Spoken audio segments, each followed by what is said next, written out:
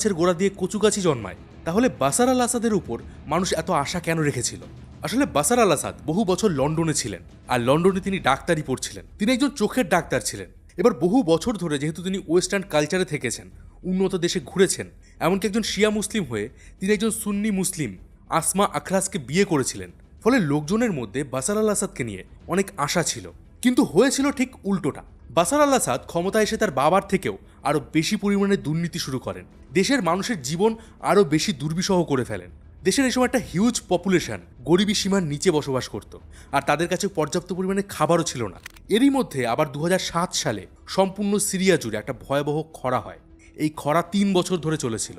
এই সময় বৃষ্টির অভাবে সম্পূর্ণ সিরিয়া জুড়ে খাদ্যের ঘাটতি দেখা যায়। কিন্তু বাশার আল আসাদ সেদিকে কোনো রকম গুরুত্ব দেয়নি। উল্টে বাশার আল আসাদ তার যে সমস্ত চেলাচামুন্ডার ছিল তাদেরকে আদেশ দেয় যে দেশের মধ্যে যদি কোথাও কোনো রকম আন্দোলন হয় বা সরকার বিরোধী কথাবার্তা বলা হয়, তাহলে তাদের যেন একদম কড়া হাতে শাস্তি দেওয়া হয়।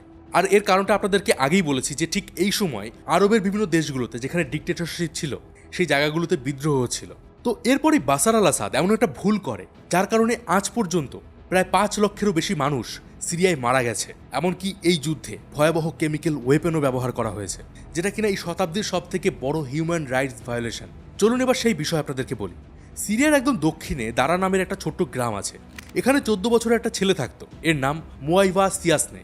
তার পরিবার খুবই গরিব ছিল, আর তাদের আয়ের প্রধান ব্যক্তি ছিল তার বাবা। ক্লাস 7-এ পড়ায় ছেলেটার জীবনের স্বপ্ন ছিল যে সে বিজনেস ম্যানেজমেন্ট নিয়ে পড়াশোনা করবে। পড়াশোনার পাশাপাশি তার শখ ছিল রেডিও শোনার। আর এই সময় রেডিওতে সিয়াসনে আর তার বন্ধুরা আশেপাশের দেশগুলোতে হওয়া বিদ্রোহের কথা শুনত। তাদের মনে প্রশ্ন উঠত, যেটা অন্য দেশে হচ্ছে সেটা তাদের এখানে কেন হচ্ছে না। 2011 সালের 26শে ফেব্রুয়ারি সিয়াসনে আর তার কিছু বন্ধুরা একটা স্প্রে পেইন্ট কিনে আনে, আর তারা স্কুলের দেওয়ালে বড় বড় করে লিখে দেয় ইজাক এল দূর ইয়া ডক্টর, যার অর্থ it's your turn doctor, doctor এবার তোমার পালা। সিরিয়ার লোকজন তাদের প্রেসিডেন্ট বাশার আল আসাদকে ডাক্তারের নিক নেমে ডাকত। এবার এই লেখা সরকারের যে সমস্ত স্থানীয় মুখবারা মানে স্পাইরা থাকতো তারা দেখতে পায়, আর এই কথা পৌঁছে যায় উপরের মহল পর্যন্ত। দারা মানে যে জায়গার কথা আমি বলছি, এই সময় দারা সিকিউরিটি চিফ ছিলেন ব্রিগেডিয়ার জেনারেল আতিফ নাজিব। এও কিন্তু বাশার আল আসাদের একজন কাজিন ছিল। তো আতিফ নাজিব এই ঘটনার কথা জানতে পারে, আর সে ঠিক করে সেই কাজের জন্য একদম উচিত শিক্ষা দেবে, যাতে কেউ কোনোদিন এইরকম আর করতে না পারে। মানে আন্দোলন শুরু করার আগেই সেটাকে দমন করে দেবে। এই জন্য সেদিনই একটা ইনভেস্টিগেশন টিম সেখানে পাঠানো হয়, এটা জানার জন্য যে ওই দেওয়ালে এই লেখাটা কে লিখেছে। এবার ওই ইনভেস্টিগেশন টিম ওখানে অনেক খোঁজ খবর করে, কিন্তু ওখানকার কেউ তাদেরকে কিছু বলে না, কারণ স্থানীয়রা জানতো যে যদি এই ছেলেদের কথা তারা বলে দেয় তাহলে এরা ছাত্রদের ভীষণ মারধর করবে, হয়তো এদের মেরেও ফেলতে পারে। এবার নাম না জানতে পেরে ওই পুলিশ কি করে, তারা দেওয়ালে এর আগে যে সমস্ত ছাত্ররা নিজেদের নাম লিখেছিল তাদের সবাইকে অ্যারেস্ট করে। তারা মোট 15 জন ছাত্রকে অ্যারেস্ট করে, যার মধ্যে মুয়াইবা সিয়াসনে একজন ছিলেন, যাকে তার বাড়ি থেকে ভোর 4টের সময় হ্যান্ডকাপ পরিয়ে নিয়ে যায়।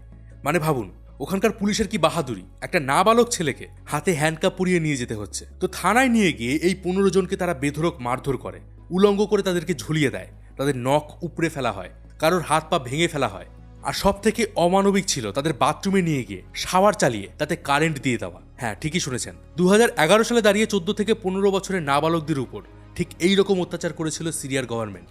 এর মধ্যে পুলিশ স্টেশনে এই ছাত্রদের প্যারেন্টস মানে তার বাবা মায়েরা বারবার করে যেতে থাকে আর রিকোয়েস্ট করে তাদেরকে ছেড়ে দেওয়ার জন্য।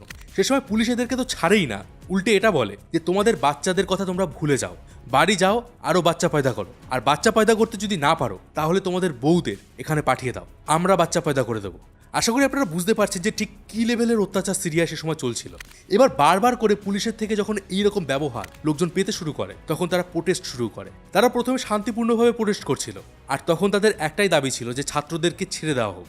কিন্তু পুলিশ এই আন্দোলনকারীদের উপর মারধর শুরু করে, আর তাদের মধ্যেও বেশ কয়েকজনকে জেলে ভরে দেয়। এবার কি হয়, এই ছাত্রদের উপর হওয়া অত্যাচারের ঘটনা সিরিয়ার বাকি শহরগুলোতে পৌঁছাতে শুরু করে।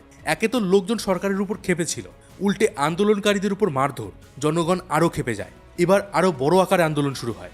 এক মুহূর্তে সে বাশার আল আসাদ বুঝতে পারে যে এটাকে বেশি গুরুত্ব দিলে হিতে বিপরীত হবে।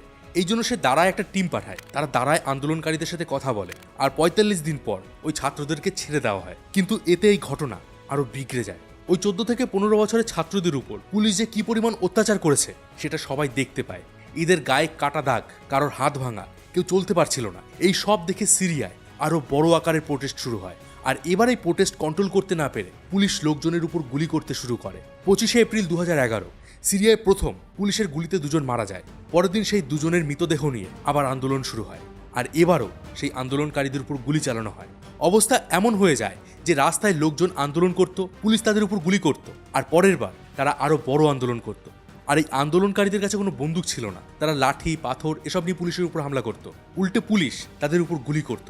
এইভাবে মে মাস আসতে আসতে প্রায় 1000 জন পুলিশের গুলিতে মারা যায়। আন্দোলনের শুরুতে দাবি ছিল ছাত্রদেরকে ছেড়ে দেওয়া হোক, আর সেখান থেকে আন্দোলন গিয়ে পৌঁছায় বাশার আল আসাদকে ক্ষমতা থেকে সরে যেতে হবে। সিচুয়েশন এমন জায়গায় গিয়ে দাঁড়ায় যে সরকার রাস্তায় মিলিটারি এবং ট্যাঙ্ক হেলিকপ্টার নামিয়ে দেয় আর আর্মিকে এর ভেতরে ইনভলভ করে। এতে জনগণ আরও ক্ষেপে যায়। বাশার আল আসাদ সে সময় হসপিটালেও পুলিশ ঢুকিয়ে দেয়। যে আন্দোলনকারীরা আহত হয়ে হসপিটালে আসতো, পুলিশ তাদের সেখান থেকে অ্যারেস্ট করে নিত। এতে লোকজন হসপিটালে যাওয়া বন্ধ করে দেয়। তো এই সময় সিরিয়ান আর্মির মধ্যে বেশ কিছু সোলজার এমন ছিলেন যারা নিরস্ত্র জনগণের উপর গুলি চালাতে অস্বীকার করে, আর এই সময় সেই সোলজারদেরকেও মেরে ফেলা হয়। আর ঠিক এই মুহূর্তে সিরিয়ান আর্মি থেকে একটা দল ভাগ হয়ে যায়, আর তারা নিজেদের নাম দেয় ফ্রি সিরিয়ান আর্মি, বা সংক্ষেপে এফএসএ। শুরুর দিকে শুধুমাত্র এই এফএসএ আর সিরিয়া সরকারের মধ্যে যুদ্ধ হচ্ছিল, কিন্তু ধীরে ধীরে আরও অনেক দেশ এই যুদ্ধে জড়িয়ে পড়ে। আমেরিকা, ব্রিটেন, ফ্রান্স, প্রায় সব পশ্চিমী দেশগুলোই এফএসএকে সাপোর্ট করছিল। আর এই এফএসএকে তারা হাতিয়ার সাপ্লাই করে, যুদ্ধের জন্য ট্রেনিং দেয়। অন্যদিকে রাশিয়া সিরিয়ার গভর্নমেন্টকে সাপোর্ট করে। এবার আপনাদেরকে এটা বলি যে হঠাৎ করে রাশিয়া, আমেরিকা এরা কেন যুদ্ধে জড়িয়ে পড়েছিল। দেখুন, ঠান্ডার সময় ইউরোপের বাড়িঘর গরম রাখার জন্য তাদের রাশিয়ান গ্যাসের উপর নির্ভর করতে হতো, আর আমেরিকা সহ সমস্ত ওয়েস্টার্ন কান্ট্রিগুলো চাইছিল যে তারা রাশিয়ার উপর ডিপেন্ডেন্ট না হয়ে তারা কাতার এবং সৌদি আরব থেকে গ্যাস কিনবে।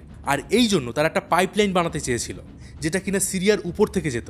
কিন্তু সিরিয়ার বন্ধু দেশ হলো রাশিয়া, ফলে তারা এখানে বাধা দেয়, আর এর ফলে সিরিয়া সরকার আমেরিকার বিপক্ষে চলে যায়। আর অনেক পলিটিক্যাল রিসার্চাররা এটা মনে করে যে এরপর থেকেই সিআইএ সিরিয়ার এই গৃহযুদ্ধে মদত দিতে শুরু করেছিল। অন্যদিকে রাশিয়াও সারা বিশ্বে নিজেদের ক্ষমতা দেখানোর জন্য বাশার আল আসাদকে হেল্প করে। তবে সিরিয়ার যুদ্ধে কিন্তু শুধুমাত্র এই দেশগুলো না, বরং সৌদি আরব, কাতার এরাও জড়িয়ে পড়ে। সৌদি আরব আর কাতার যেহেতু সুন্নি মুসলিম দেশ, তাই তারা চাইছিল যে সিরিয়ার বর্তমান শিয়া গভর্নমেন্ট মানে বাশার আল আসাদকে সরিয়ে দিতে, ফলে তারা এফএসএকে সাপোর্ট করে। অন্যদিকে তুর্কি ওই যুদ্ধের মধ্যে জড়িয়ে পড়েছিল। তাদের একটা অন্যরকম সমস্যা ছিল। সিরিয়ার উত্তর দিকে কুর্দ জাতির লোকজন বসবাস করত, আর এই গৃহযুদ্ধের দাবিতে তারা নিজেদের স্বাধীন দেশ কুর্দিস্তানের দাবি তোলে। আর কুর্দিস্তানের মধ্যে তারা তুর্কিরও বেশ কিছু এলাকা নিজেদের বলে দাবি করে। ফলে তুর্কি এবার বাশার আল আসাদকে সাপোর্ট করতে শুরু করে। ফলে তুর্কিও এবার এই গৃহযুদ্ধে জড়িয়ে পড়ে। এবার সুন্নি হওয়ার ফলে এফএসএ যেভাবে সৌদি আরব আর কাতারের হেল্প পাচ্ছিল, তেমনি শিয়া হওয়ায় বাশার আল আসাদকে হেল্প করছিল ইরান। ইরান চায় তাদের এই পার্টনার দেশের ক্ষমতায় থাকুক। ইরানের পাশাপাশি হিজবুল্লাহ এতে জয়েন হয়। অন্যদিকে টেররিস্ট অর্গানাইজেশন আইসিসের প্রায় 1 লক্ষ সেনা সিরিয়ার গৃহযুদ্ধে জড়িয়ে পড়ে। মানে এক কথায় যে যেভাবে পারছিল সিরিয়াকে কারাকারি করে খেতে চাইছিল। 2013 সালে সিরিয়ার রাজধানী দামাস্কাসে গাউটা নামে একটা স্থান আছে, সেখানে কিছু সুন্নি মুসলমান বসবাস করছিল। এই গাউটা থেকে গোপনে ইরান থেকে এখানে অস্ত্র পাঠানো হতো, আর বাশার আল আসাদ কোনোভাবে এদেরকে কন্ট্রোল করতে পারছিল না। আর তখন তারা এমন একটা কাজ করে যেটার কারণে আজ বাশার আল আসাদ পৃথিবীর সব থেকে বড় ক্রিমিনাল হিসেবে পরিচিত। 21 আগস্ট 2013 রাত 2:30টার সময় এই এলাকায় 12টা রকেট ফায়ার করা হয়। তবে এই রকেটগুলোতে কোনো বোমা ছিল না, প্রত্যেকটাই ছিল 60 লিটার করে স্যারিন গ্যাস, যেটা ছিল একটা নার্ভ এজেন্ট, কেমিক্যাল ওয়েপেন। এই গ্যাসের কোনো গন্ধ নেই, রং নেই, নিঃশ্বাসের সাথে শরীরে প্রবেশ করলেই কিছুক্ষণের মধ্যেই মৃত্যু অনিবার্য। এই দিন একবার নয় বরং 2বার স্যারিন গ্যাসের হামলা করা হয়। একবার হয় রাত 2:30টায়, আর একবার হয় সকাল 5টায়। এই হামলায় কয়েক নিমিষের মধ্যেই প্রায় 1700 জন মারা যায়। আর এইরকম কেমিক্যাল হামলা এই 13 বছরের যুদ্ধে মোট 222 বার করা হয়েছিল। আর মানুষের উপরে কেমিক্যাল ওয়েপেন ব্যবহার করা একটা ওয়ার ক্রাইমের মধ্যে পড়ে। আর এই ঘটনার পরেই আমেরিকা সরাসরি সিরিয়ার উপরে এয়ার স্ট্রাইক করেছিল। দেখুন, সিরিয়ার যুদ্ধে সব থেকে বেশি অসহায় হয়ে পড়েছে সিরিয়ার জনগণ। 13 বছরের যুদ্ধে সিরিয়া আজ প্রায় কঙ্কালে পরিণত হয়েছে। 5 লক্ষেরও বেশি মানুষ মারা গেছে, যার মধ্যে 1 থেকে 2 লক্ষ তো বাচ্চা শিশুই ছিল। 1 কোটিরও বেশি মানুষ নিজেদের ঘর ছাড়া। বহু শহর ধ্বংস হয়ে গেছে। প্রত্যেকটা বাড়ির দেওয়ালে আপনি এখানে গুলির চিহ্ন দেখতে পাবেন। দেশের ইকোনমি প্রায় ধ্বংস হয়ে গেছে। সিরিয়ার উপরে একের পর এক স্যাংশন চাপানো হয়েছে। আর সিরিয়ার প্রায় 90% জনগণ একটা রুটির জন্য হাহাকার করছে। কিন্তু হতাশার বিষয় কি জানেন? যে কারণে সিরিয়ার মানুষ এত কিছু সহ্য করেছিল, তার কিছুই কিন্তু তাদের কপালে জোটেনি। কারণ বাশার আল আসাদ আবারও সিরিয়ার প্রায় 3 ভাগের 2 ভাগ এলাকা নিজের কন্ট্রোলে নিয়ে নিয়েছে। মানে ভবিষ্যতে আরও বহু বছর ধরে সিরিয়ার মানুষদের এই অত্যাচারী শাসনে থাকতে হবে। সিরিয়ার গৃহযুদ্ধের এই ঘটনা থেকে একটা জিনিস আশা করি আপনারা বুঝতে পেরেছেন, যে সিরিয়ার সরকারের অহংকারী মনোভাব, তাদের ক্ষমতার লোভ তাদের অন্ধ করে দিয়েছিল। লোকজন তাদের সামনে হাহাকার করছিল, কিন্তু তারা সেই শব্দ শুনেও না শোনার ভান করেছিল। ক্ষমতার লোভে তারা নিজেদেরকে ঈশ্বর ভেবেছিল, আর তার পরিণতি হয়েছিল ভয়াবহ। দেখুন, আপনার কাছে শক্তি আছে মানেই যে আপনাকে সেই শক্তি দেখাতে হবে তা কিন্তু নয়।